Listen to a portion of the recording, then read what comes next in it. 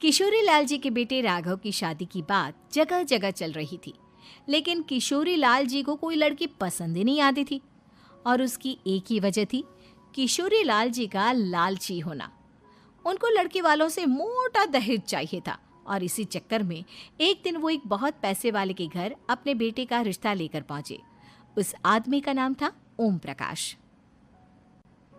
देखिए किशोरी लाल जी, मेरी एक ही बेटी है और मेरी सारी संपत्ति जायदाद सब कुछ मेरी बेटी नैना का ही है।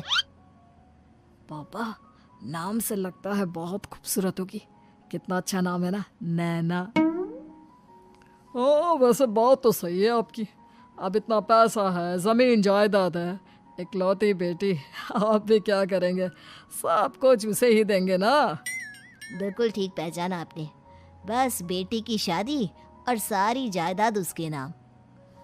पापा, बिना देखे हाँ कर दीजिए ना। इतना अच्छा रिश्ता फिर कहाँ मिलेगा? माला माल हो जाएंगे हम। मैं अपनी बेटी को बुलाता हूँ। अरे नहीं नहीं नहीं नहीं, आपकी बेटी का नाम नैना है, सुनकर ही लगता है बहुत सुंदर होगी। रहने दीजिए अंकल, मैं तो आपकी बेटी के नाम से ही इतना खुश हो गया हूँ कि उसे बिना देखे शादी करने को तैयार हूँ। अब तो मैं उसका चेहरा सीधे शादी के बाद ही देखूंगा। और इस तरह राघव नैना का चेहरा नहीं देखता और उससे शादी कर लेता है। शादी के बाद अपनी सुहाग रात पर जब राघव नैना का घूंघट उठाकर देखता है तो नैना की आंखें बंद थी। कितने खूबसूरत हो तुम नैना, जरा अपनी आंखें खोलकर मेरी तरफ देखो तो सही। नहीं, मुझे शर्म आती है।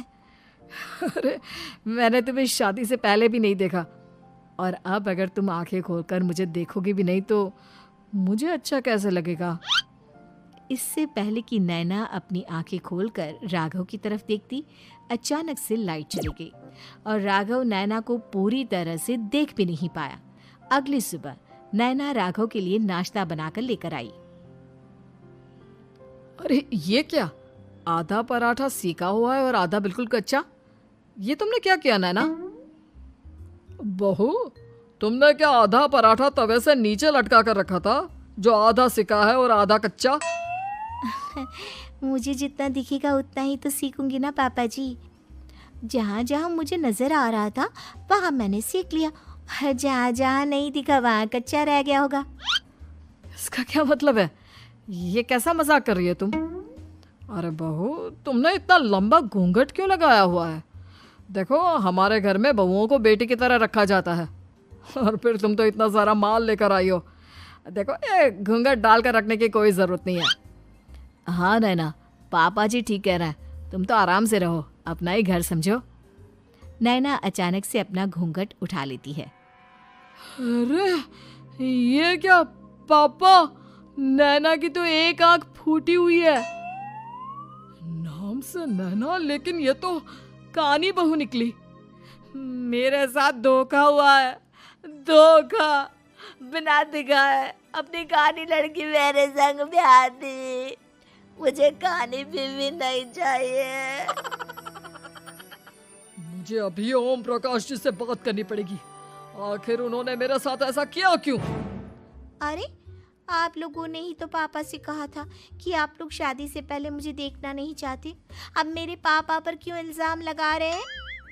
अरे लेकिन उन्हें बताना तो चाहिए था ना कि तुम कहानी हो, एक आंख से तुम्हें दिखाई नहीं देता। किशोरी लाल और राघव नाराज होकर ओम प्रकाश को अपने घर बुलाते हैं। पापा जी, ये आपने क्या किया? शादी से पहले बताया क्यों नहीं कि नैना की आंखों में परेशानी है? अरे, आप ही ने तो लड़की देखने से मना कर दिया था। और लेकिन आप बता तो सकते थे। आपको तो हमारी बेटी की प्रॉपर्टी चाहिए थी, वो भी पूरी की पूरी। अब क्या हुआ अगर उसे आधा दिखाई देता है? प्रॉपर्टी तो आपको पूरी मिल गई ना। अरे ये क्या बात हुई? मेरी शादी प्रॉपर्टी से नहीं, आपकी बेटी से हुई है। अब ये तो पहले सोचना चाहिए था, तब तो मेरी प्रॉपर्टी देखकर तुम्हारी जुबान लप लपा रही थी। लेकिन मैं कानी लड़की को अपनी बीवी बनाकर नहीं रख सकता। पापा, कुछ करिए ना आप। हाँ, करता हूँ। देखिए ओम प्रकाश जी, आप हमारे साथ ऐसा नहीं कर सकते। और तुम देखो, अगर तुमने मेरी बेटी से शादी तोड़ी ना तो जो भी प्रॉपर्टी मैंने तुम्हें दी है वो तो पूरी की पूरी वापस ले ही लूँगा और आधी प्रॉपर्टी तुम्हारी भी लूँगा। अरे मेरी आधी प्रॉपर्टी भला क्यों लेंगे आप? इसलिए क्योंकि मेरी बेटी को आधा नज़र आता है और उसकी नज़र अभी तक तुम्हारी आधी जायदाद पर ही पड़ी है। अब तुम उसे घर से निकालोगे तो कुछ तो लेकर जाएगी ना। और अगर हम आपकी बेटी को अपने घर की बहू बनाकर रखे तो? तो तुम्हारी पूरी प्रॉपर्टी तुम्हारी ही रहेगी और जो मैंने तुम्हें दिया है ना उसमें से बस मैं आधा लेकर जाऊंगा। अरे लेकिन अब आप अपनी दी हुई प्रॉपर्टी में से आधी वापस क्यों लेकर जाएंगे? अगर मैं आपकी बेटी को अपनी पत्नी बनाकर रखने को तैयार हूं तो? इसलिए ताकि भविष्य में अगर तुम मेरी बेटी को धोखा दो तो उसके पास कुछ तो रहे जो पति का हो। वैसे मेरे पास तो बहुत कुछ है लेकिन अपने पति की कोई निशानी तो उसके पास होनी चाहिए ना। अब अगर तुमने मेरी बेटी को कहानी कहा तो तुम्हें प्रॉपर्टी भी कहानी ही मिलेगी, पूरी नहीं। जमाए राजा। किशोरी लाल और राघव समझ चुके थे कि वो बुरी तरह फंस चुके हैं और अब उनके पास वहां से निकलने का कोई चारा नहीं है। अब समझ में आया ना, लालच बुरी बला होती है। एक तो तुम्हें प्रॉपर्टी मिली, ऊपर से बीवी मिली, उसमें तुम्हें नखरे भी दिखाने हैं। आए बड़े, चुपचाप बैठो दोनों।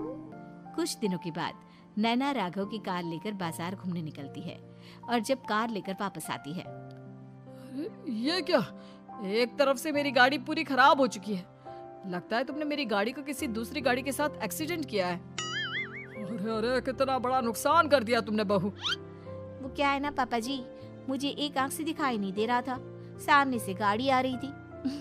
मुझे तो सिर्फ आधा ही दिखाई दिया और वो गाड़ी मेरी कार से रगड़ते हुए निकल गई। अब मैं क्या करूं बताओ? आप इसे ठीक कराने के पैसे कौन देगा? तुम्हारे पापा। तुमने मुझसे इस तरह से बात की? अभी रुको। नैना राघव की शिकायत ओम प्रकाश को कर देती है। देखो राघव, अब जो मेरी आधी प्रॉपर्टी तुम्हारे पास थी ना उसमें से आधी और मैं लेकर जाऊंगा क्योंकि तुमने मेरी बेटी को डांटा। अरे नहीं पापा जी, गलती हो गई, माफ कर दो। गलती की तो कोई गुंजाइश ही नहीं। अगली बार मेरी बेटी को डांटा तो बची हुई आधी में से आधी और ले जाऊंगा। लालच के चक्कर में हम दोनों ने बहुत बड़ी गलती कर दी बेटा। एक तो तुम्हें कानी बहू मिली और ऊपर से जो माल मिला वो भी काना। इस तरह राघव की हर एक गलती पर ओम प्रकाश उसकी प्रॉपर्टी का आधा आधा हिस्सा लेकर अपना सारा माल वापस ले गया और राघव को कानी बीवी से काम चलाना पड़ा। भाई लालच वाकई में बुरी बला है।